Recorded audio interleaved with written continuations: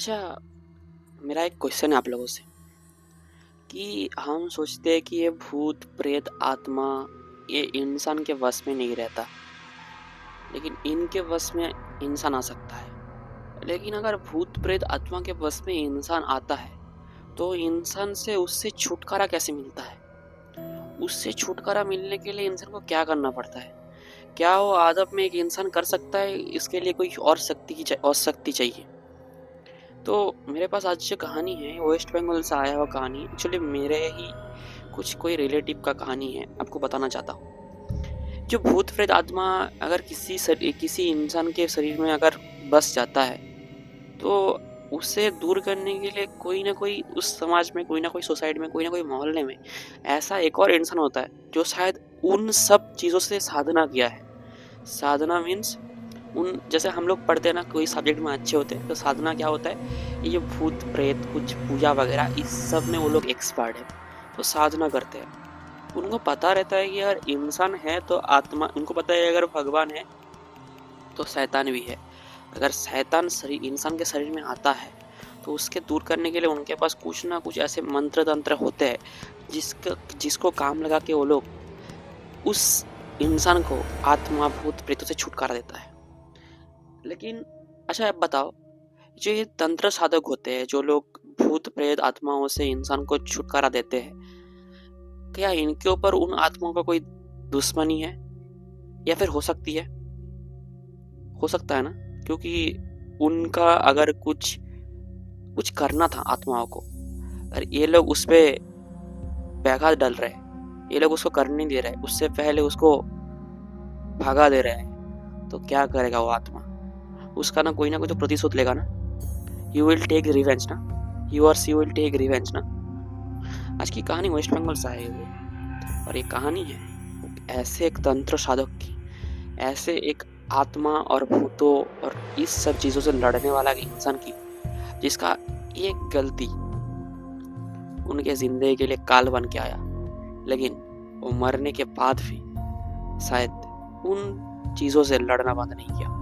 नमस्ते, मेरा नाम है संदीप और आपका स्वागत है एक और न्यू हॉरर स्टोरी में। उससे पहले एक लाइन में बोलना चाहता हूँ, अगर आपको लगता है कि आपके साइड में आपके आसपास में कुछ एबनॉर्मल हो रहा है, इसका मतलब ये नहीं है कि वो एबनॉर्मल आपके बस में है।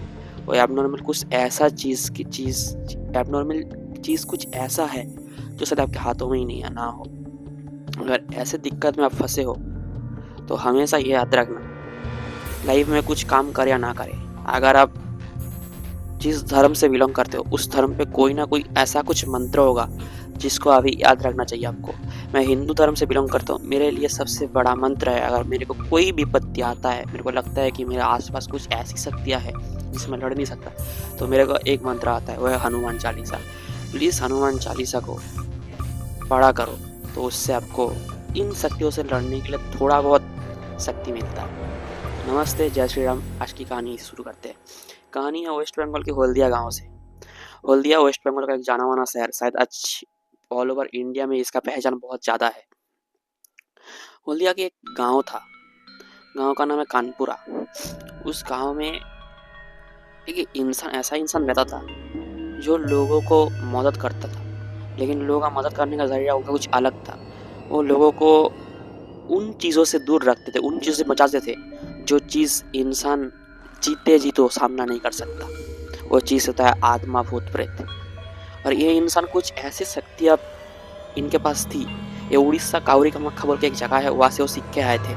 उनके पास कुछ ऐसे मंत्र थे, तंत्र थे, जहाँ से वो उन भूत प्रेत और शक्तियों का सामना करवाते थे। उनके गांव में एक ऐसा हादसा हुआ, उस दौरान उनका एज था 72 ईयर्स, काफ़ी बूढ़े हो चुके थे, लेकिन तभी भी उनका जो शक्ति था ना, मन की शक्ति था, वो कम नहीं हुआ था।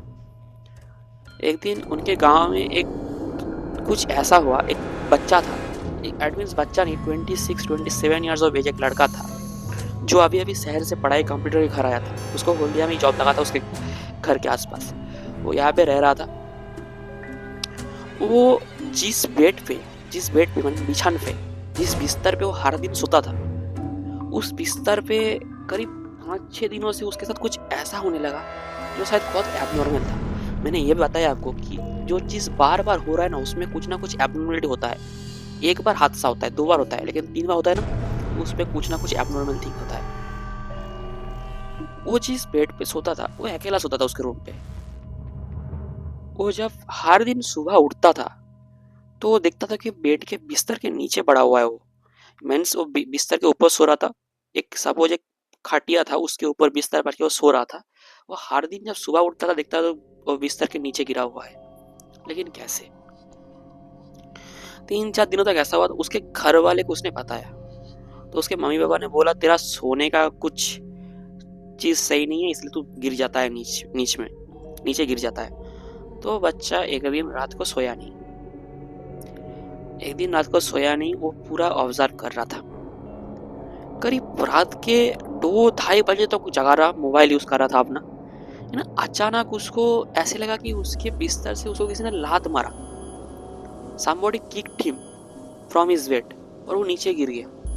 अब जब वो नीचे गिरा उसको, मतलब अगर आप एक ऊपर किसी अगर आप ऊपर से नीचे गिरोगे ना, थोड़ा बहुत तो आपको लगेगा, लेकिन वो ऐसा महसूस हुआ कि उसको लगा ही नहीं। वो शायद इसीलिए वो कोई आवाज़ भी नहीं कर पाया। तो वो फिर से वापस बेड पे आके सोने लगा। कोशिश किया उस टाइम पे, करीब 2-3 मिनट बाद उसको फिर से किसी ने लात मारा। और ये चीज़ करीब 3 से 4 बार हुआ उसके साथ उस रात में। उसके बाद जब ये चीज़ 4-5 बार हो गया उसके साथ, वो अपने मम्मी पापा के कमरे में गया, नॉक किया और मम्मी पापा को एक घटना बोला, ये हादसा बोला। तो उसके मम्मी पापा ने, जब बेटा रात के 3 बजे उनके रूम के सामने जाके ऐसे बोल रहा है, तो मम्मी पापा बिलीव करता है, विश्वास कर लिया कि कुछ ना कुछ गलत है। तो उन्होंने पहले पंडित को बुलाया, पंडित जो मंदिर का पूजा करता है उस पंडित को बुलाया।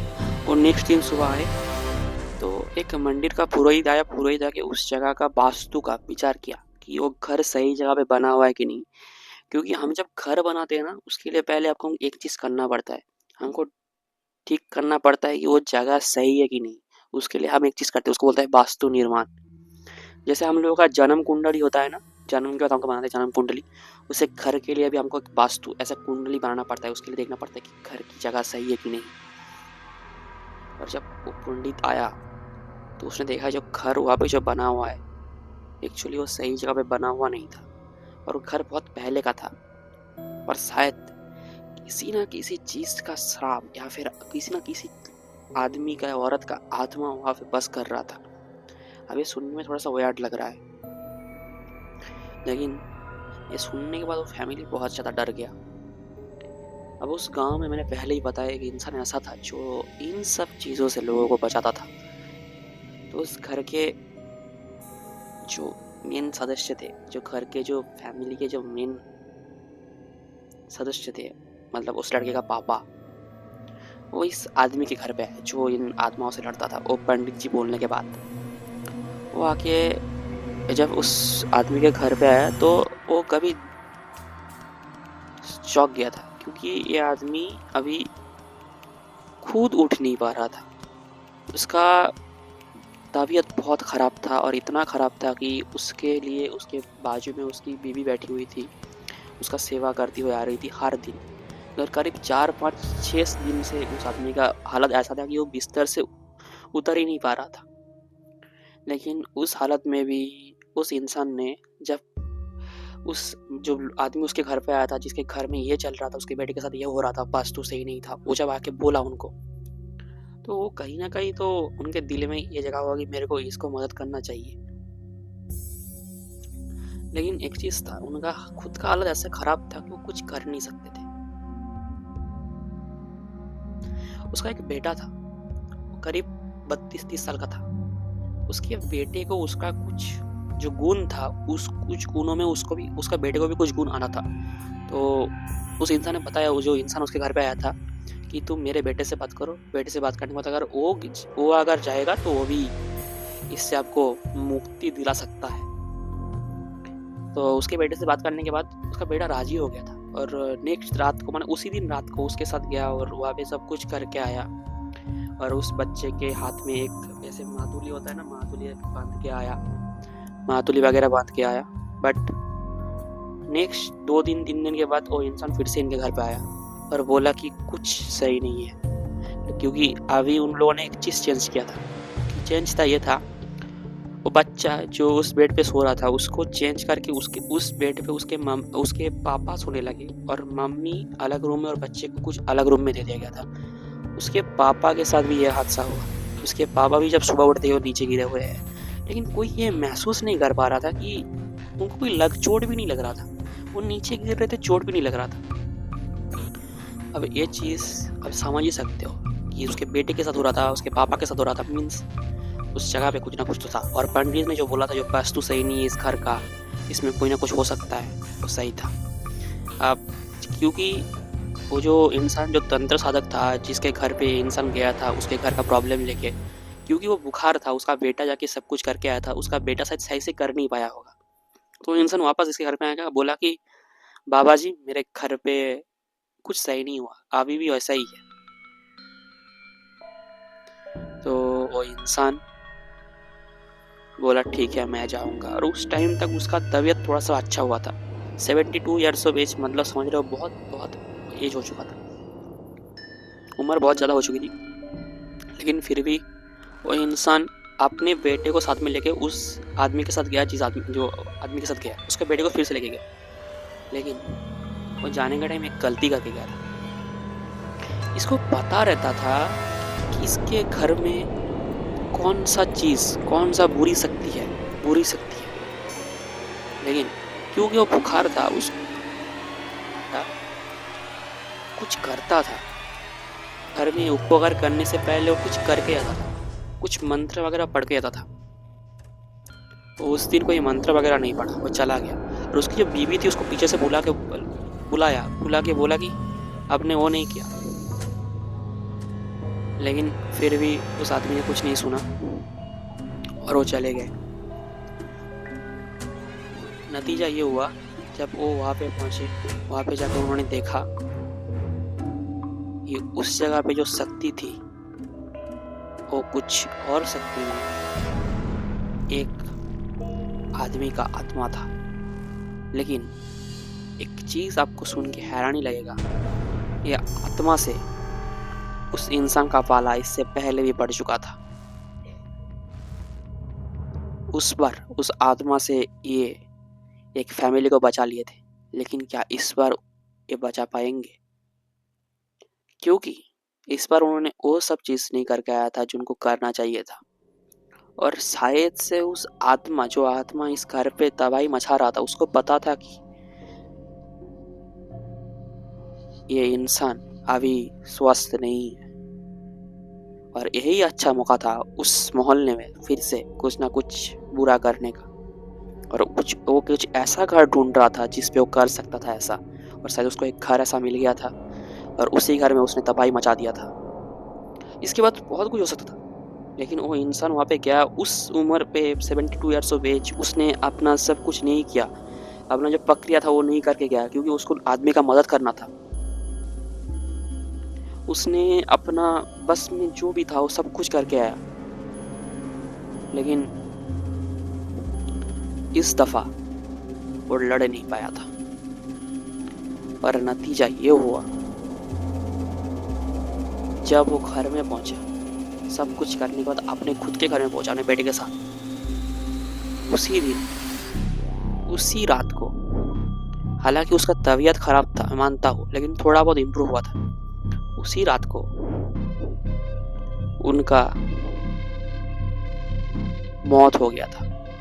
वो एक अस्थमा के पेशेंट थे, सांस नहीं ले पाते थे, लेकिन उनका तबीयत अभी थोड़ा सा सही हो चुका था। लेकिन उस घर से आने के बाद उसी रात को वो मर गया कैसे? तो गाँव वालों ने मेडिकल रिपोर्ट्स वगैरह आए तो सबको पता लगा कि अस्थमा से मर गए थे। लेकिन उनके जो फैमिली था उनको ये लगता था कि उस आत्मा ने इनके ऊपर, वो आत्मा इनके साथ आया था, इनके ऊपर हावी हो चुका था और इनका शक्तियाँ काम नहीं कर रही थी, बिकॉज ये प्रक्रिया करके नहीं गए थे, इनके साथ आत्मा आया था और आत्मा ने अपना मौका देख के इनको मार दिया था। अब ये सुनने में आपको लग रहा है तो क्रीन स्टोरीज बता रहा है, लेकिन I swear it is not a green story. क्योंकि ये जो इंसान था ये मेरा रिलेटिव है, मेरे खुद के पीसी का जो ससुर है, सास ससुर, उनके ससुर के साथ ऐसा हुआ था।